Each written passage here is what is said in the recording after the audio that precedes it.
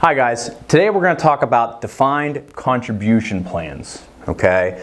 In defined contribution plans, money is going to be put into your retirement account and it will either be the employer adding, you adding as the employee, or maybe even both. Okay, but the responsibility of your retirement is on you, the investor, okay? So these are basically the most common defined contribution plans that you're going to see out there. The first three we're going to cover are very similar.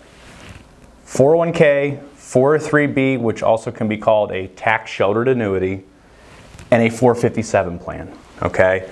The 401k is for for-profit companies. That is companies that are trying to actually make money and grow money. That can be like Amazon, Google, that can even be a small business that you either own or work for, okay? But they're trying to actually make money. A 403b, or tax-sheltered annuity, is for non-profit companies. That can be for hospitals, that can be for schools. A 457 plan works, again, very close to just like the other ones, but it's for government employees, okay? Now, I want to go over what a profit-sharing plan is. Most people don't know that a profit-sharing plan is actually the main plan that has a 401k, a 403b, and a 457 plan. So in order to have these, you have to have a profit-sharing plan. The reason you may not know this is not every company gives you a portion of money that's in a profit-sharing plan. And what that is basically a percentage of profit that the company makes. So it's completely discretionary. At the end of the year, the company will look at its balance sheet and decide, do we want to give everyone a certain percentage of profits on what they make? So for example, let's say you make $100,000 a year as an employee, and just to make numbers easy, and they decide they're going to give everybody 5% as a profit sharing contribution that year. That means you should expect about $5,000 to go into your account that will be invested on your behalf.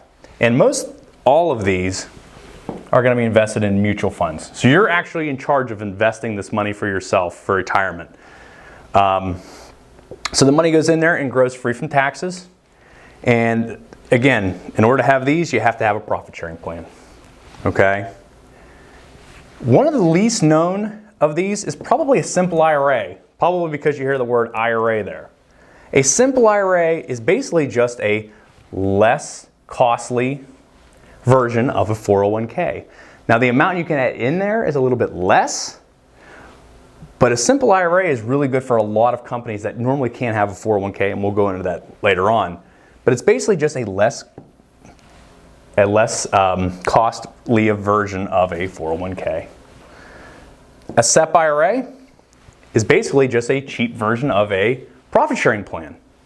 Money goes in, you're going to invest it as the owner of that account in mutual funds, but your company will basically have its full discretion if they want to add that year or not to your account, okay? So basically it's just a very inexpensive profit sharing plan. Stock purchase plan, and there's a lot of these. The money is actually going to be invested in company stock, usually the company you work for, okay?